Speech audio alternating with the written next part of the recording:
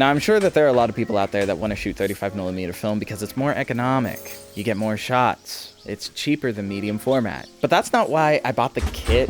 I bought it because I wanted to try shooting small format film in this camera, but I didn't want it to be difficult. So essentially, there are 3 very big reasons why I did not want to shoot 35mm film inside of a medium format camera. Whenever you load really small film into a larger format camera, you end up wasting a lot of film, mostly because you don't know how far to advance the film. The camera doesn't tell you. It doesn't pick up on the 35mm sprockets. It's meant to do a different form of film. Another big reason I didn't want to do it is because on a 35mm camera, you can rewind the film back into the canister. You cannot do that on a medium format camera, which means that if you want to shoot 35mm film in a medium format camera, then you're going to have to open the camera in a dark bag after you finish shooting the roll of film. And then inside of that dark bag or in a dark room, you would have to meticulously re-roll the 35mm film back into the canister. That's not for me. And one of the biggest reasons I didn't want to shoot 35mm film in a medium format camera is because I did not want to shoot sprocket holes. Yes, I know, you can go ahead and boo me now. I was a sprocket hole hater. What can I say?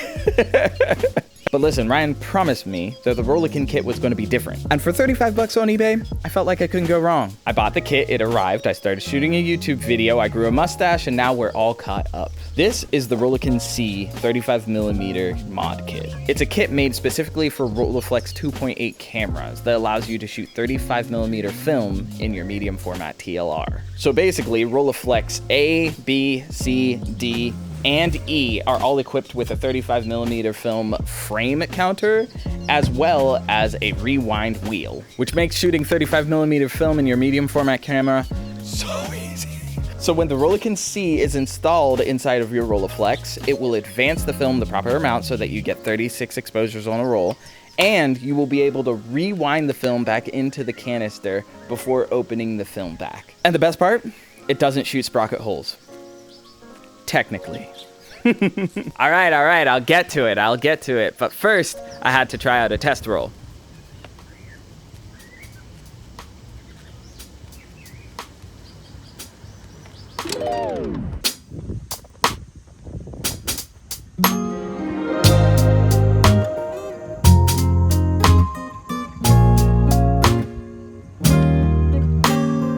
I loaded up the Rolleiflex with EZ400, which I think is no longer available, which is too bad, because I ended up really enjoying the film stock. One of the interesting things about my photography is that I end up shooting like urban landscape a lot. It's because it's where I live, it's what's around me, and I don't mind capturing photos of those types of things. I kind of like capturing the mundane, and I feel like it shows. Okay, so I don't mean to pat myself on the back, but is that first photo a banger? This film stock is giving. It doesn't exactly have fine grain, but it does have a really nice grain structure. I really appreciate that the midtones are going hard. I like the intersecting lines. I like this photo. And perhaps this is an opportunity for me to introduce you to the very first shortcoming of the Rolleikins kit. When you're using the Rolleikins, all of your shots come out vertical. The film has to run vertically through the camera, and that's why all the photos are vertical.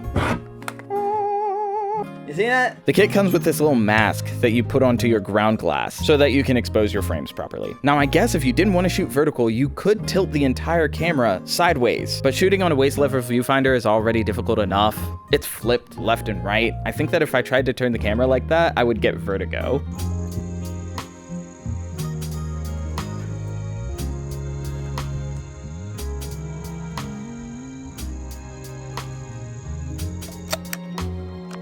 Dude, am I kind of killing it? Like, are these photos kind of good? Something you may already know about the difference between medium format and small format is that lenses are not equivalent. It's kind of confusing, but I'm gonna try to explain it. The Rolleiflex 2.8D is sporting an 80mm lens. When you shoot 120, that lens is somewhere around a 50mm equivalent. When you put small format film into this camera, the lens then functions like a 80mm lens. I am not about to get into the math of lens equivalency. You're just gonna have to take my word for it. It was a little bit of an adjustment. At times it felt fine. It felt like shooting normally, but other times, especially whenever the subject was large, it felt like I was in too tight and I could not get my photo wide enough. Yeah, I thought that photo would come out better.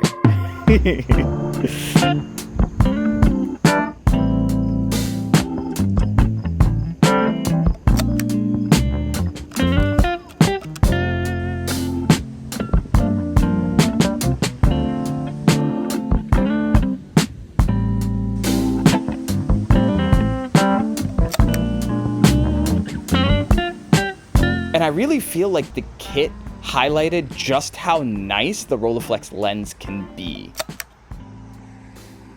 Like, hold on, let's zoom in on that photo for a minute. That John looked sharp, looking clean, bro.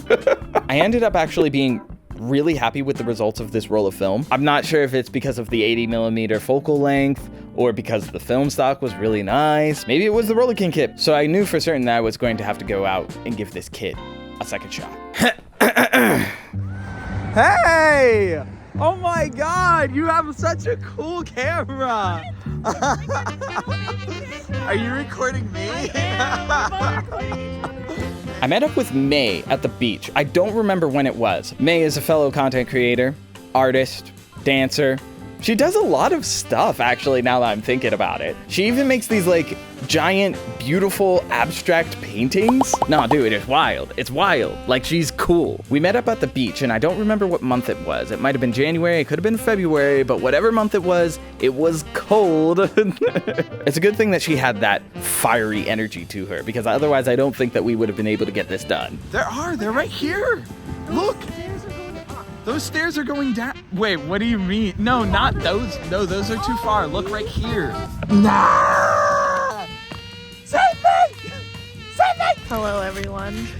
This is the look. I don't know. for I look kind of one. liked the jacket there. It, like, You almost think framed. so? It like framed you. I loaded up my camera with something called Psychedelic Blue. It's essentially a pre-hazed film. I believe it's Kodak Ultramax that someone altered, but I'm not 100% sure. Anyway, anything you shoot on this film stock comes out dope. Okay? The reason that I specifically wanted to shoot Psychedelic Blue is because Psychedelic Blue is strongest whenever it's shot in vertical format. Like, you could definitely shoot in landscape using Psychedelic Blue, but I found that the best photos on that film stock are shot vertically, so it only made sense. Can you take a few steps back?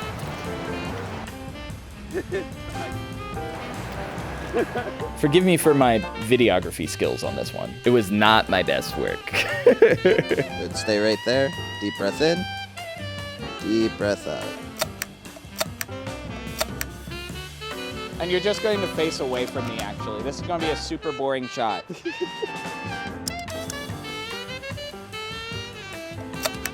That's good.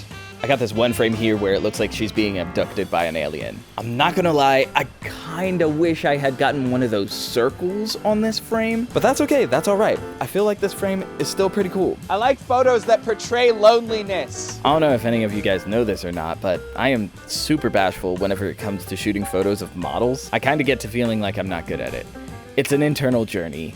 We're working through it. Whenever I'm shooting photos, one of the things that's really tricky for me is coming up with like a lot of poses. I'm really good at capturing people in the moment, doing stuff, you know, like I'm better at candids, but this is tricky and something I probably have to get better at. You've got watercolor tattoos. I'm interested in this one that's underneath your sleeve. I don't know if I like them though. Why not? I don't know. They were a vibe in the moment. But has that moment passed? Oh no. Maybe it'll Okay. come back though. I don't care. That one. I like these ones though. We were rapidly losing light, so I decided to pop in another roll of film. To make it a little bit more difficult on myself, I decided to switch from 35mm to 120 film. That means I had to remove the Rolleikin kit from inside of the Rolleiflex while I was out on a sandy and wet beach. Everything is fine. Everything's fine. It went fine.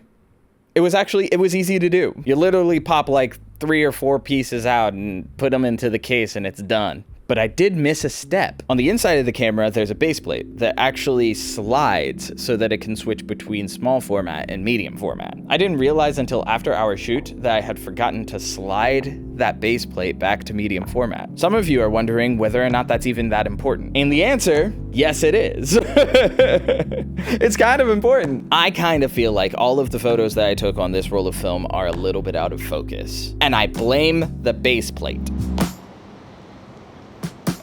Nice. I think I want to kneel in the water. Okay, great. You've been thinking about this since the beginning, haven't you? Good, hold right there. Oh, I'm so mad that this frame is out of focus because I really like this photo and I think it would have been a banger. Yeah, mistakes were made. That's nice. I liked your head tilted back there for a second. Yeah, and then look at me. That's good. We're all done. First clap.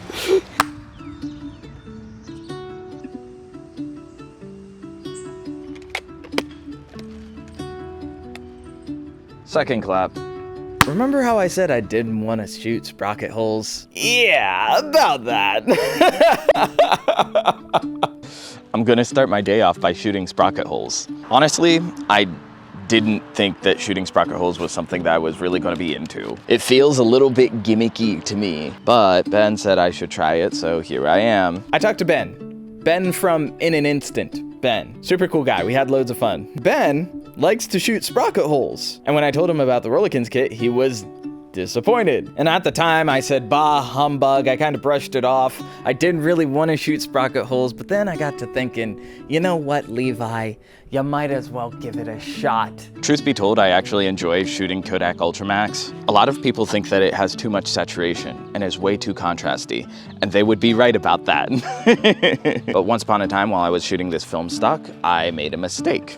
And a discovery. I overexposed the film, effectively exposing it at 100 ISO, and that removed a lot of the saturation and contrast that the film stock is known for. And I love the colors that I was able to get from this film stock. So the Rolleikin kit has two masks. One of them goes on the ground glass so that you can compose your shot properly. The other one goes inside the camera so that you only expose 24 by 35 millimeter frames. Now, I'm not gonna be using either of these. I know I'm supposed to, but I'm not gonna. By leaving this out, I'm actually going to be exposing the sprocket holes of my film. So when I went to load up the Rolleiflex, I just didn't put this in the camera. So yes, now that means that my camera is not advancing the film properly for me, so I have to guess where the next frame is going to be. I ended up averaging somewhere around 3/4 of a crank, and that seems to give me pretty good spacing.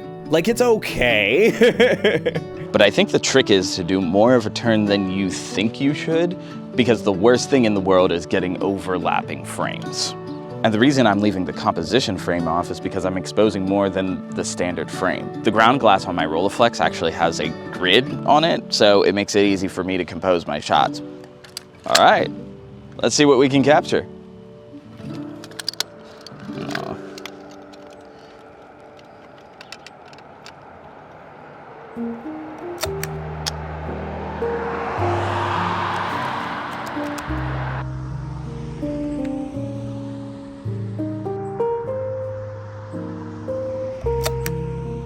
I'm so happy that they're just like beautiful flowers. Like, people just keep wonderful front yards. You get these awesome photos. You just walk around your neighborhood. That's a banger. I think that's a banger.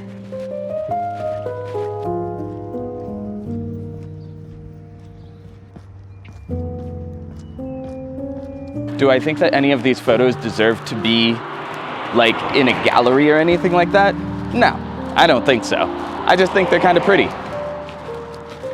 Most of you guys are gonna say, Levi, you're a moron. You're not supposed to overexpose your film. To you, I say, you can do whatever the heck you want. My camera, my film, my bad decisions. Actually, they're good decisions because these photos are so tasty. So is the Rolleikin kit something that you're gonna wanna buy yourself? If you already have a $1,000 camera, A $35 kit. That's a roll of film, dude. I had a great time shooting like this. Originally, I was against it. I thought that shooting small format film in a medium format camera would look a little bit gimmicky, but I'm glad I was willing to experiment and dip my toe into the waters. Photos that I shot using the Rolleikins kit ended up getting featured on Kodak and Ilford's Instagram page. Like, what the heck is that all about? So I'm proud of myself, and I'm feeling grateful for the features. I'm hoping that this little bit of experimentation that I took encourages me to go out and experiment more. Maybe be a bigger risk taker or something like that. I'm sorry if that was cheesy, but I had to end the video somehow. I've only got a few minutes left in the studio, so I'm trying to think if I said everything. Yeah, I think that's it. I think I'm done. All right. Okay, bye. I'll see you in the next one. Bye. Okay. All right, bye.